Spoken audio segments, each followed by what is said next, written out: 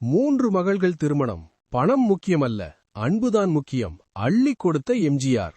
அவர் மத்திய தமிழ்நாட்டை சேர்ந்த அரசியல் தலைவர். பரம்பரையாக பணக்கார விவசாய குடும்பம். MP, MLA என பல பதவிகள் வகித்தவர். அமைச்சர் பதவிக்கு ஆசைப்படாமல் கட்சி பணி செய்தவர் என்பதால் அவரை எம்ஜிஆருக்கு ரொம்ப பிடிக்கும். முன்னனுமதி இல்லாமல் ராமாபுரம் தோட்டத்திற்கு எப்போது வேண்டுமானாலும் போய் எம்ஜிஆரை சந்திக்கும் அளவிற்கு செல்வாக்கு உள்ளவர். அவருக்கு 3 பெண்கள். முதல் இருவர் திருமணத்திற்கும் அவர் எம்ஜிஆரை அழைக்கக்கூட இல்லை. 3வது மகள் திருமணத்தின் போது அவர் தேர்தலில் தோற்றியிருந்தார். ஊரிலேயே பெரிய வீடு அவருடையதுதான். முன்னோர்கள் கட்டிய பழமையான வீடு. அங்கங்கே விரிசல்கள் இருக்கும். யாராவது அதை பார்த்து விசாரித்தால், ஏம்பா 4 வாட்டி எலெக்ஷன்ல நின்னு 3 வாட்டி ஜெயிச்சிருக்கேன், 2 பொட்ட பிள்ளைங்களை கட்டி கொடுத்திருக்கேன், ஊடு விட்டு போகாதா என்பார்.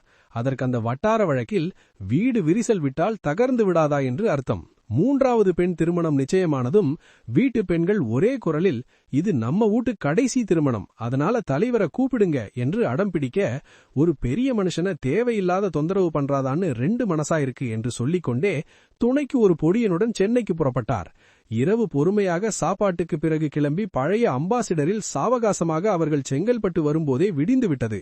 சென்னைக்குள் வராமலே கூட வந்த பொடியனிடம் எம்ஜிஆரின் பெருமைகளை சொல்லிக்கொண்டு பல்லாவரம் கண்டோன்மெண்ட் வந்ததும், இங்க லெப்டடரா என்று டிரைவருக்கு வழிகாட்டி ராமாபுரம் தோட்டத்திற்குள் வரும்போது மணி 7:30 இருக்கலாம்.